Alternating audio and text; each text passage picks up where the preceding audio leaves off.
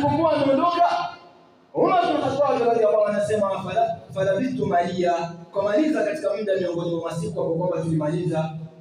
Kisha akapatana na Mtume sallallahu alaihi wasallam. Mtume sallallahu alaihi wasallam anataka kumfundisha, akamuuliza atajiri mani sa'il, je, wewe unamjua yule ambaye kwamba alikuwa akiuliza maswali wakati ule?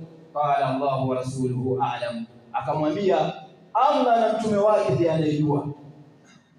Allah na mtume wake ndio ambao kwamba wanajua. Imana yeye ana ufahamu, anataka kufundishwa.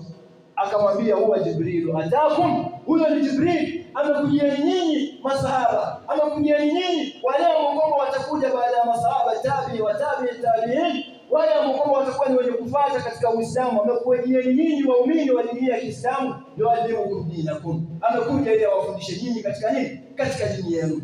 Ahbabi billah, itoshe peke yake katika hali kama hii ya kwamba dini hii ni ya Allah tabaraka wa taala. Ameshukishiwa Mtume Muhammad sallallahu alaihi wasallam kama mwalimu wa umma kama huu, na yeye mwenyewe akafundishwa moja kwa moja na mwalimu wake ambaye kwamba ni Jibril alayhi salam. Kwa hiyo kile ambacho kwamba hakikuwa dini wakati wa Mtume sallallahu alaihi wasallam pamoja na masahaba, hakiwezi kuwa dini katika wakati mwingine wowote, hata watu wakipanga katika namna gani, kwa sababu hii dini ni dini ambayo kwamba ni rabbani, imetoka kwa Allah tabaraka wa taala.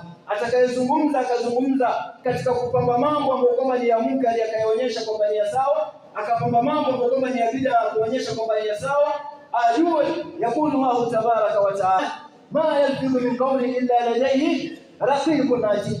Kwa sababu saa nyingine unaweza ukapanga katika memba, unaweza ukapewa katika kipaza sauti, unaweza ukazungumza katika sehemu labda mtu ni dai, watu wanamwamini, akataka kulitetea katika mila ya babu zake na mambo ambayo yeye aliyaona nyuma ambayo sio katika dini, lakini kwa sababu ameona katika sehemu kama ile na akasahau kwamba kuna malaika wako pamoja na yeye, akazungumza anachokizungumza.